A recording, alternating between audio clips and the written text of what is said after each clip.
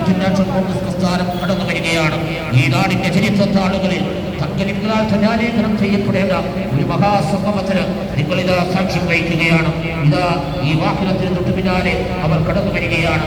ഈ പുലരിയിൽ നമുക്ക് ലഹരിക്കെതിരെ നടക്കാം പ്രിയമുള്ളവരെ.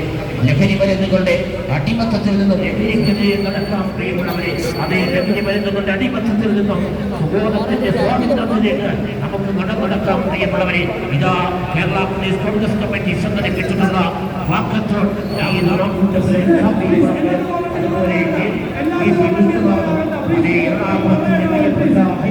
തുടങ്ങി ഇന്ത്യൻ കോൺഗ്രസിന്റെ സമ്പന്നരായ നേതാക്കന്മാർ ഈ വെളിക്കാരിയിൽ വരികയാണ്. അതേ വാക്കത്തോൺ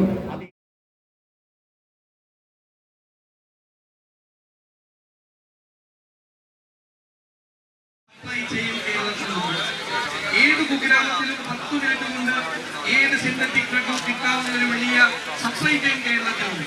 ഞങ്ങൾ ഗവൺമെന്റിനോട് പറയുന്നു, നിങ്ങളുടെ ഉത്തരവാദിത്തമാണ്. നിങ്ങൾ ഈ സപ്ലൈ ചെയിൻ തകർത്തേ മതിയാവും. സപ്ലൈ ചെയിൻ തകർക്കണം, ഉറവിടം തകർക്കണം. അത് എക്സൈസിന്റെയും പോലീസിന്റെയും ഉത്തരവാദിത്തമാണ്. ദൗർഭാഗ്യവശാൽ കേരളം ഭരിക്കുന്ന സർക്കാരും അവർക്ക് നേതൃത്വം കൊടുക്കുന്ന പാർട്ടിയും കേരളത്തിലെ മയക്കുമരുന്ന് മാഫിയയ്ക്ക് കൊടുത്തിരിക്കുന്നത് ഒരു പൊളിറ്റിക്കൽ പേട്രണേജാണ് കൊടുത്തിരിക്കുന്നത്. ആ രാഷ്ട്രീയ രക്ഷാകർതൃത്വമാണ് മയക്കുമരുന്ന് മാഫിയയെ കേരളത്തിൽ മുഴുവൻ വ്യാപിക്കുന്നതിന് കാരണമായി മാറിയത് എന്ന് ഞങ്ങൾ അസംബ്ലിയിൽ ചൂണ്ടിക്കാണിച്ചതാണ്. ഇപ്പോഴും ഒരു ആവേശം കാണിച്ച് വീണ്ടും മയക്കുമരുന്നിനെതിരായിട്ടുള്ള എൻഫോഴ്സ്മെന്റ് ഇപ്പോൾ നിർത്തിവെച്ചിരിക്കുന്നു. ഞങ്ങൾ നിയമസഭയിൽ ബഹളമുണ്ടാക്കി കേരളം മുഴുവൻ ഇത് പ്രശ്നമായി മാറിയപ്പോൾ ഒരു മാസക്കാലം ഭയങ്കര ബഹളം കണ്ടു. ലഹരിക്കെതിരായിട്ടുള്ളൊരു വലിയ പോരാട്ടം നാട്ടിലെല്ലായിടത്തും നടക്കുകയാണ്. സ്വാഭാവികമായിട്ട് ചെറുപ്പക്കാർക്കാണ് അതിനകത്ത് കൂടുതൽ ഉത്തരവാദിത്വമുള്ളത്.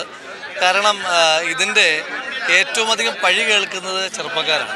അപ്പോൾ അതുകൊണ്ട് ഒരു മഹാഭൂരിപക്ഷം, ഒരു വലിയ ശതമാനം ചെറുപ്പക്കാരും ഇതിനെതിരാണ് എന്ന് ബോധ്യപ്പെടുത്തേണ്ടുന്ന ആ യാഥാർത്ഥ്യത്തെ ജനങ്ങളിലേക്ക് എത്തിക്കേണ്ടുന്ന ബാധ്യത കൂടി ചെറുപ്പക്കാർക്കുണ്ട്.